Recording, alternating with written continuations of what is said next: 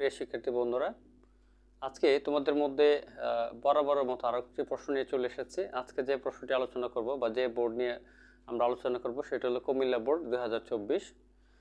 Comilla board 2024-এ logic circuit থেকে যে প্রশ্নটি এসেছে সেটি আমরা আজকে আলোচনা করব। তো চলো আমরা এখন এই প্রশ্নটির সমাধান করি। আমাদের কি দেওয়া আছে?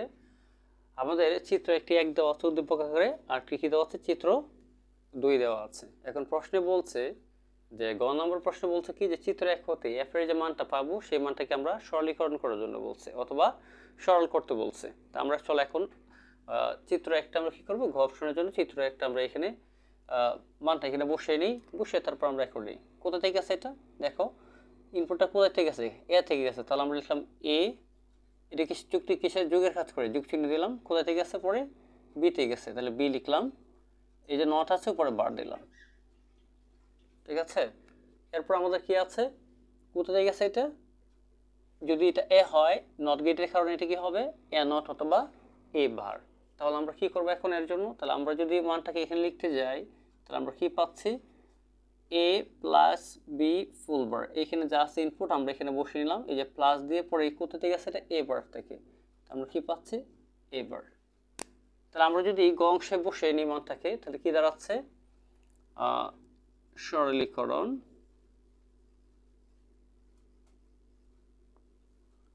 f ইকুয়াল কি আছে? a plus B full bar plus a বার।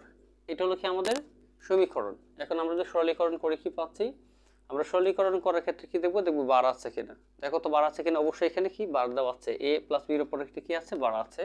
তা আমরা যদি এখন বারটাকে ভেঙে নিই কি পাবো? a বার, বার নিচে প্লাস থাকলে কি হয়ে যায়? গুণ হয়ে যায়। লিখলাম b bar plus a bar b, ঠিক আছে। এখন আমাদের কি করতে হবে? এখন আমাদের কমন নিতে হবে। যদি কমন কি আছে? এখানে একটা আবার আছে, এখানে একটা আবার আছে। আমরা যদি আবার কমন নিই কি হবে? আবার নিলাম কমন, থাকবে কি? B bar plus 1। যেহেতু এবারটা সামনে চলে আসছে, কি থাকবে? এর জায়গায় একটা 1 থাকবে। আচ্ছা, আমরা জানি 1 এর সাথে যায় প্লাসটা কি হয়? 1 হয়। 1 এর সাথে যদি এবার বি বার সি বার আরো কোনো কিছু যদি থাকে প্লাস আকারে, তাহলে সেই সম্বন্ধে আমরা কি লিখতে পারবো? 1 লিখতে পারবো। তাহলে চলো আমরা এখন কি বসাবো এখানে? তাহলে এ বার কি পাচ্ছি আমরা? শুধু এ বার। তাহলে আমরা তার ব্র্যাকেটে লিখে দিই বি বার প্লাস 1 ইকুয়াল কত? 1। তাহলে আমরা কি পেলাম? সরলীকৃত মান পেলাম এ বার। তাহলে আমাদের গ অংশ কমপ্লিট। এরপরের প্রশ্ন কি বলছে? এরপরের প্রশ্নে বলছে যে চিত্র 1-এর যে মানটা আছে সেটাকে নর গেট দিয়ে বাস্তবায়ন করার জন্য। এই যে চিত্র 2-এর যে আমাদের দেওয়া আছে, চলো আমরা এটা মুছে নিই।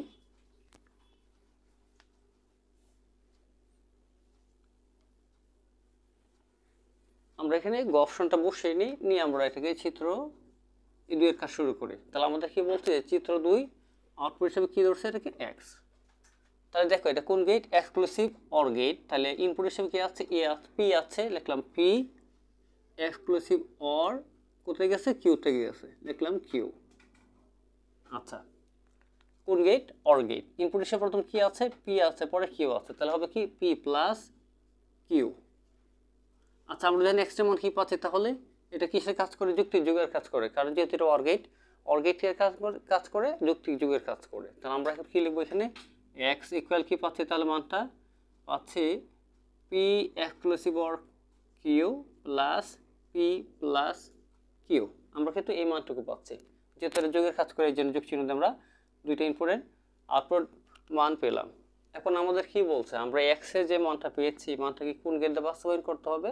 নর গেট দ্বারা বাস্তবায়ন করতে হবে। তা আমরা লিখে নিই এক্স এর মানকে নর গেটে বাস্তবায়ন।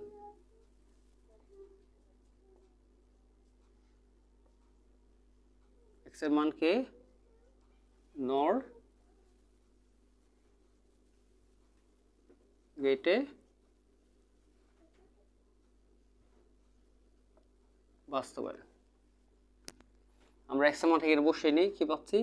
P exclusive or Q plus P plus Q. আচ্ছা, আমরা এক্সক্লুসিভ অর গেটের মান কি জানি? আমরা জানি কি? আমরা যদি এখানে থার্ড ব্র্যাকেট একটু লিখে দিই, এখানে এ এক্সক্লুসিভ অর বি সমান কি জানি? এ বার বি প্লাস এ বি বার। তাহলে আমরা এর সাথে তুলনা করি। প্রথম অংশে কি থাকবে? বার থাকবে। দ্বিতীয় অংশটা কি থাকবে? না, বার থাকবে। দ্বিতীয় ইনপুটে বার থাকবে না। তাহলে আমরা এর সময় কি লিখবো?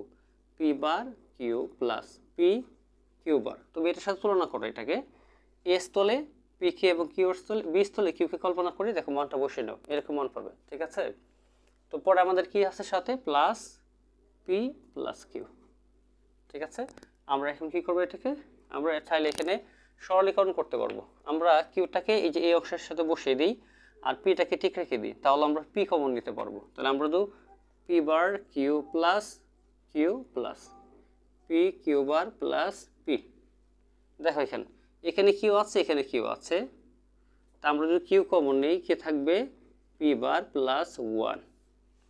আচ্ছা, এখানে কি আছে, এখানে পি আছে, এখানে পি আছে, পি কমন নিলাম, থাকবে কিউ বার প্লাস ওয়ান। তা আমরা কি বলছি আগের অংশে, গত বলছিলাম যে অনের সাথে যাই প্লাস তা কি হবে, অন হবে। যেহেতু আমার অনের সাথে কি আছে, পি বার প্লাস আছে, তার মানে অনই হবে। এই অনের সাথে কি আছে, কিউ বার আছে, এটা মনে কি হবে, অন হবে।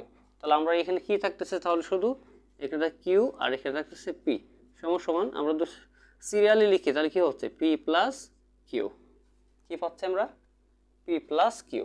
আচ্ছা, এটা আমরা সরলীকৃত মান ছোট করে নিলাম। এখন আমাদের বলছে কি, আমাদের বলছে কিসে বাস্তবায়ন করতাম, নর গেটে। তা আমরা নর গেটে আমরা চাইলে কি, যে যোগের আধার পূরকের কাজ করে, মানে বারের কাজ করে। যেহেতু আমার এখানে বার নেই, আমরা কি করব, আমরা উপরে দুইটি বার বসিয়ে নেব। এখন আমরা গেট আঁকবো, এখন আমরা কি আঁকবো, নর গেট বাস্তবায়ন করবো। তাহলে পি কিউ দুইটি ইনপুট, প্রথম কি আছে, পি আছে, পি থেকে ঠান দিলাম, এই যে কিউ আছে, কিউ থেকে দিলাম। ঠিক আছে, নিয়ে আমরা কি করলাম, উপরে একটা ফুল বার আছে, নর গেট রাখা যাবে, এই যে একটা নর গেট রাখলাম। দেখো প্রথম আমরা যোগের কাজ করি, যে পি প্লাস কিউ, এই নটার জন্য পরে বার দিলাম, কিন্তু বার আমার এখানে কয়টা আছে, দুইটা বার আছে। তা আমরা কি করব, আরেকটা নর গেট রাখবো এক চলক বিশিষ্ট। তাহলে কি পাচ্ছি, পি প্লাস কিউ, এই যেটা বলবো আমরা কিন্তু এই অংশটুকু পাচ্ছি। দেখো আমরা চাইলে এরকম করেও নর গেট রাখতে পারবো, অথবা